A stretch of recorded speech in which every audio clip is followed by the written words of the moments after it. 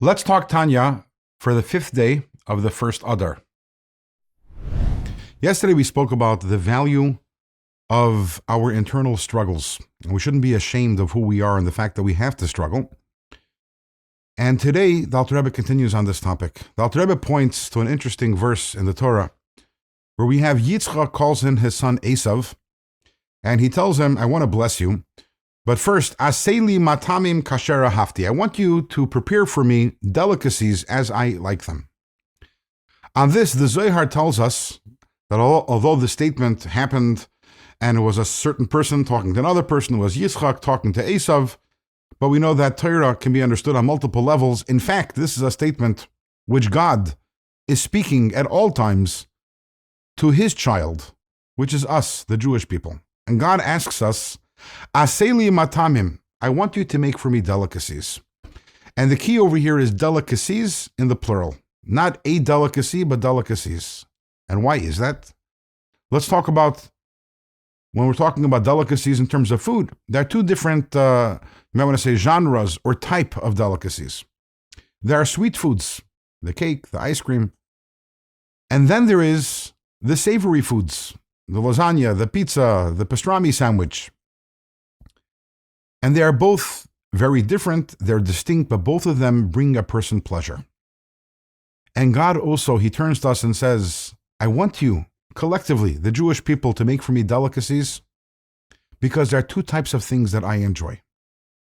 I enjoy the service of the tzaddik, of the perfect person, the person who is all sweet and sugar and honey and has no negativity inside and no temptations and no character flaws, and their service for God is just suffused with love and beauty and holiness. That's one type of delicacy. But there's another type of delicacy, the savory kind.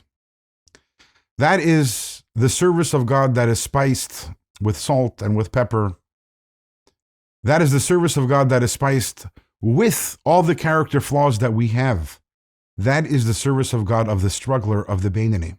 And that God also finds very, very delicious.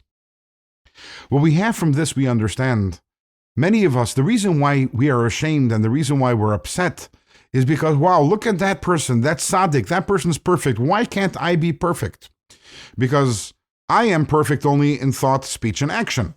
The tzaddik is also perfect on the inside. Their emotions are perfect. Their intellect is perfect. So I am half of a tzaddik. I only have accomplished and succeeded in getting halfway. I'm only in control of my thought, speech, and action. But what Tanya is telling us is no. The struggler is not a half of a tzaddik. It's a completely different path. The tzaddik gives God one type of pleasure. The Beinoni, the struggler, gives God another type of pleasure. And it's not about being half the tzaddik. It's a different service entirely.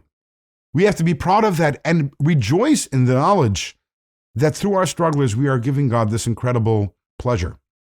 To put it in somewhat different words, if you are struggling with a certain mitzvah, let's say it's difficult for you to do a certain mitzvah and you struggle, and at the end you do it. Or you struggle with a certain sin. You struggle, you want to do it, but at the end you don't do it. So most of us tend to look at it and say, well, the main thing is that I did the mitzvah. Okay, let's say I struggle in giving charity, or I struggle honoring my parents. So, okay, I ended up giving the charity. I ended up honoring my parents. That's all that matters. That's the gift that I gave to God. But the truth is, no, you gave God two gifts. There was the charity, there was the honoring the parents. But the struggle, the suppressing the animal soul is also a gift to God. And I'm not even sure which one is the greater gift that we give to God. When we understand this, we can realize that our struggles are not an obstacle in our service to God. They are our service of God. In tomorrow's Tanya, we're going to find out that our struggle is so valuable and so precious that even when we are not feeling a struggle, we actually proactively bring on the struggle onto ourselves. How is that? Well, let's talk some Tanya tomorrow.